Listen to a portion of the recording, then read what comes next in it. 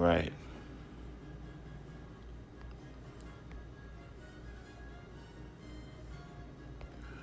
All praises to Yahweh, Ba'ashem, Yahweh Shai, Ba'ashem Rakakadash. To those that I've learned from, those men that are continuously pushing out this word, day and night on the internet.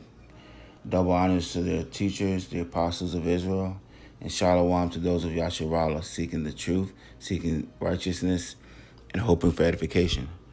What you just saw there was pretty much the hand of the Most High, just letting you know, what time it is.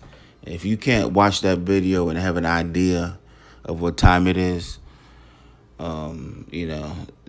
I said, the Most High just not dealing with you. For you to get a good grasp of what's going on, that was Guadalajara, Mexico. And I looked up what the average temperature this time of year in Mexico is. I think that happened right at the end of June, so the average temperature would be 88 degrees. That means it could get up to 95, or probably as low as, say, it says the lowest, as low as 61. And even with 61 degrees, you can't get an ice storm like that anywhere. But for some reason, in Guadalajara, Mexico, where they said the average temperature was around 31 degrees Celsius, which is pretty much around what we have here, that there was an ice storm. That really got me right there. I'm like, wow, that is serious. That was amazing. The truck, the ice is up to the hood of the truck. I mean, you just don't see stuff like that. And they've never seen anything like this. This is really, everything you see now is just unprecedented. And these people just want to take it within their mind to just consider the word of Yahweh Hashem Yahushai, to consider that we're in some different times. Things are changing.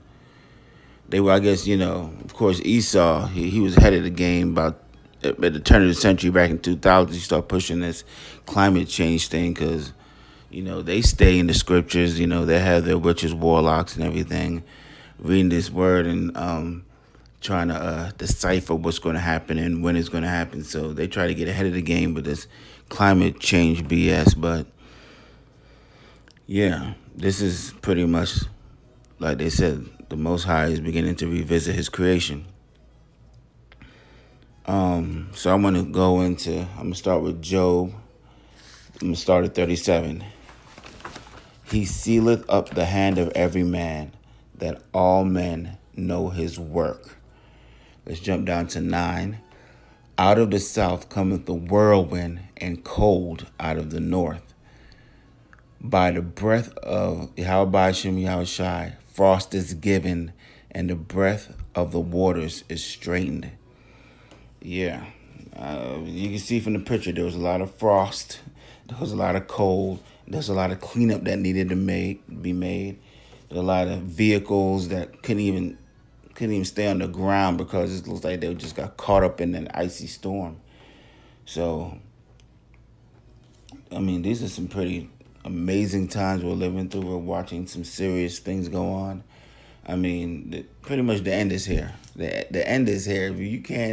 If you can't see that and start to just pretty much get yourself together and get yourself organized with, and start looking at, real things and get that latte out your mouth and, stop planning those. People got to go on vacation. You got to get your time off. But, really, with the way things are going, the way your elites, and they're just pushing things that are just inconvenient. They're pushing homosexuality. They're pushing just filth. Now, like I said before, they can pretty much, if you send your child to school and your child feels confused, they can actually start giving your child hormones of the opposite gender without the consent of the parent. So, things are just gone too far.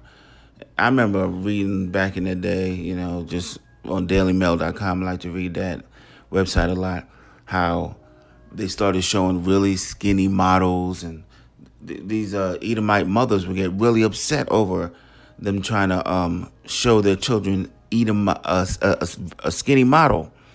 But these Edomite mothers have nothing to say about the push. I haven't heard them complaining about this push they're giving to their children of homosexuality.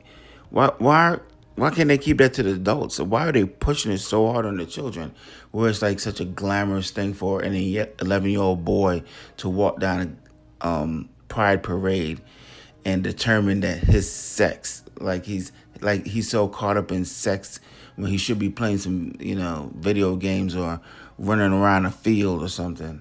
It's just complete mayhem and madness going on this planet.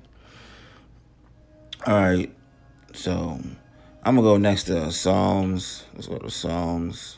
Oh yeah, Psalms 11 and 6. Upon the wicked he shall rain snares, fire and brimstone, and an horrible tempest. This shall be the portion of their cup. And boy, that's what we saw in that video. This is just stuff going on that's it's just amazing for the eyes to see. And some people it's like they're desensitized to everything. But I mean, I remember my past, I remember my present. I remember watching, and these things you may get something out of the ordinary happen once a month, every 2 weeks, but this is every day. You gotta really stay up to watch and see what's happening, because like he said in 37 and not in Job 37 and 7, you will see the hand of the. Let me go ahead and hit that again. It says, he sealeth up the hand of every man, that all men may know his work. When you see stuff like this, you know who's behind this. Yeah, so pretty much I just wanted to say the end is upon us. The end is upon us.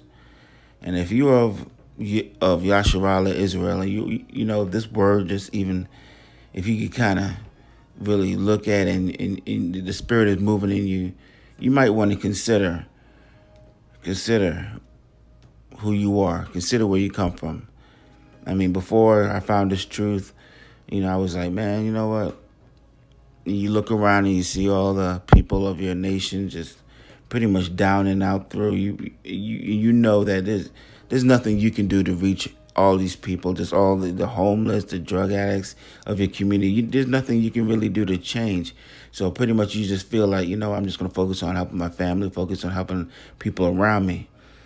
And, I'm not even, I got to the point where I was like, man, I don't even care where I'm from, who I am. I'm just gonna follow the traditions of men, follow the traditions of, my family, and move forward. But when you come and you learn this word, you see that, and you come to find the truth, and you come to see that the Most High didn't forget his people. And the word at the bottom for a reason. We're under the curses of Deuteronomy 28. And it's high time to wake up. If this word is resonating with you, it's time for you. Like they said, because we've been scattered to the four corners of the earth, there's going to be a confusion of face among us. We're not all going to look like dark brown men. All Israelites not going to be dark brown men. If this word's resonating with you, you need to instead of being if you feel like you look like an Edomite, you need to, instead of being mad about this word, you need to or if this word's really resonating with you, we need to really figure out, who you are, where you come from. If you come from the line of Abraham, Isaac, and Jacob, because this is the end. Like it says in 2 Ezra 6 and 9, for Esau is the end of the world, and Jacob is the beginning of it that followeth. And we all know Esau's not going out with a fight. This thing's, the kingdom is going to be taken from him. So, the separation is beginning. Figure out what side you're on. Figure out where you come from. Get with the right spirit. Get with the right spirit. If you're Edomite, we know what spirit you're gonna be in. If you're the people of Yasharala, you need to get with the right spirit, and that's Yahweh Ba'ashem Yahweh Shai. So I'm gonna end it right there. So I'm gonna say all praises to Yahweh Ba'ashem Yahweh Shai, Ba'ashem Wakakadash. Double honors to the leaders of Israel, and shalom to those of Yasharallah seeking the truth, seeking righteousness, and hope of edification. Shalom.